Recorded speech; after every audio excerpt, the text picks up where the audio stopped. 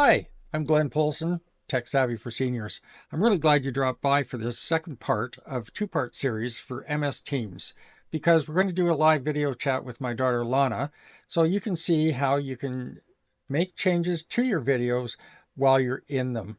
In other words, you can change your backgrounds, you can do a number of things, you can send, receive files. There's a lot you can do, and I hope I've covered it thoroughly for you. So please sit back, enjoy the video, and don't forget to hit like and subscribe if you like what you're seeing so I can bring you more great content. Hi everyone, welcome back. Today we're going to make a video chat with my daughter Lana. We've already set it up and now we're going to type a message and just say, calling you now.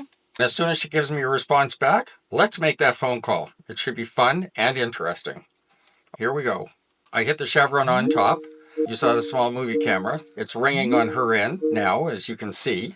And good morning, Lana. Good morning, Dad. Thanks for taking this call. We're showing everybody how they can have some fun using Microsoft Teams as their platform instead of maybe Messenger or FaceTime. Hi, everyone. Hey, here's Lana. Let's get going. The first thing we want to talk about is let's change our backgrounds so that we can show everybody how fun it can be. And what we want to do is go up to the top and the three dots here, give them a little press with your left mouse, go to background effects, left mouse again, and look at all the different variety that you have to choose from. These are all kind of funky, or you can get some very serious ones, or you can even add your own background if you've been somewhere very exotic and want to have that as your background.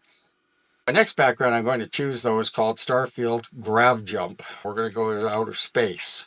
If you want to just check it out yourself, you can preview it first, or you can hit apply, and there we go. Lana has this beautiful, is that a rose behind you? It sure is. There you go. She has a beautiful rose while I'm somewhere lost in space. Oh well, on we go. Let's go back to do something different. We'll choose my background again, change it back to where it was, and there we go. So next thing we can do is go back to the three dots on top for more. And if you're in a large group and you have some people with hearing impairments, or you just have people who might not be following you because you're talking too fast, which I can do sometimes, and you seniors don't like that much, you can turn on live captions. Now I've turned on live captions. You should be able to read everything that I'm saying at this point in time, as you can see from the screen. It would make life a lot easier for somebody, as I said, who might be hearing impaired and needs to have something to follow you along with. That you have live captions on, anybody with a hearing impairment should be able to read along and wouldn't have any difficulty following, especially if you're in a large group meeting. Use the X to exit out of backgrounds and you have your full screen back. And now we want to go back and see what our chat looks like. We can call up our previous chat that we had with Lana, letting her know that we're going to be calling, and she said okay, and I had sent her a GIF previously. But now let's have a look at doing that yet again, but this time right in our video chat. While we're in our video chat with Lana, and we have our chat screen up on the right hand side, at the bottom, if we want to send her a message, we can do that just by typing whatever we want to type, or we can format it before we send it, which means that you have your bold, italicized, underlined, different fonts you can use. In this case, we don't need to change anything. I'm just going to say thanks for joining us. And I can either hit enter, which I just did, or I can hit the chevron below, and that will send it to her immediately.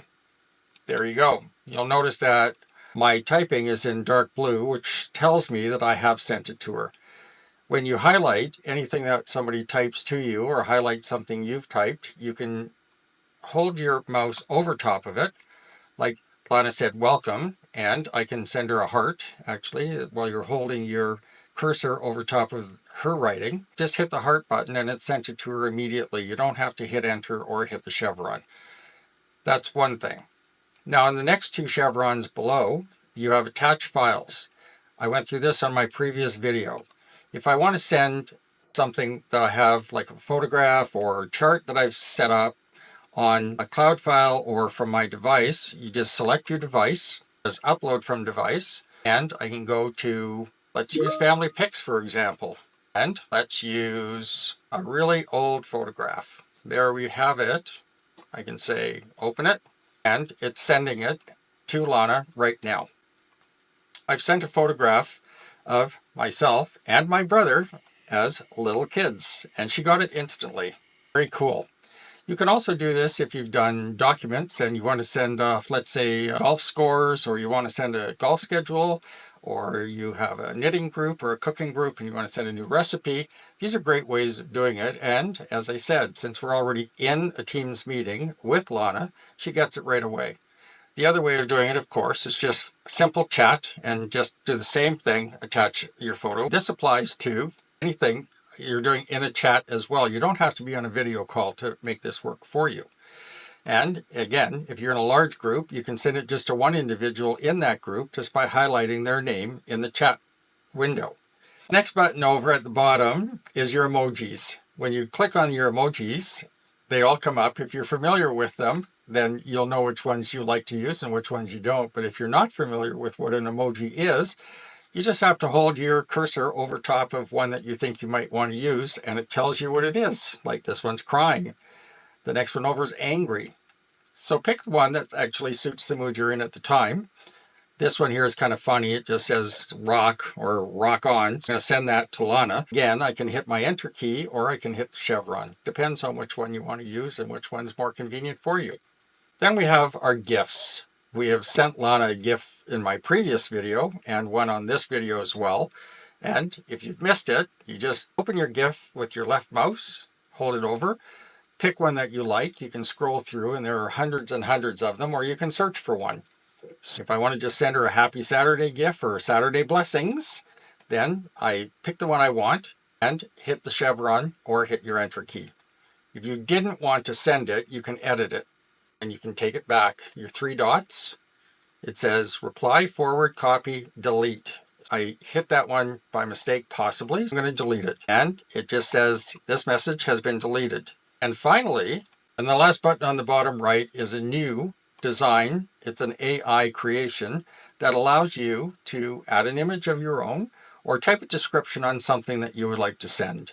I could just say, funny ladies. Either hit your enter button or hit the chevron on the end, and it's going to search and find anything that relates to funny ladies.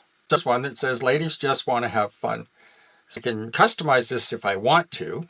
I could put Lana just wants to have fun, or I can do whatever I want with this. Once I've clicked on the one I want right here, and I can download it or copy it or simply say done, and that should be added to our chat, and I can hit the chevron again or hit your enter key and send it off to Lana. It's just a cool and funny thing to do if you enjoy having a bit of fun with your friends online. If it's a little more serious, then you can look something up that's more serious for you. If you'd like to soften the look that you have online, go to the three dots on top yet again, left mouse click, go to settings, and go to device settings. Here you can customize your audio devices, but at the bottom here under video settings, you can go to adjust brightness. As soon as you turn that on, it'll automatically adjust the brightness, and you can soften the focus. Let's soften the focus. Well, that comes to a close for the settings. As far as this tutorial goes, we are just about completed, and I want to thank Lana very much for all of her insightfulness and enjoy chatting with her today. Thanks, everybody. This senior is signing out. Glenn Polson, Tech Savvy for Seniors. Have a great day, everyone.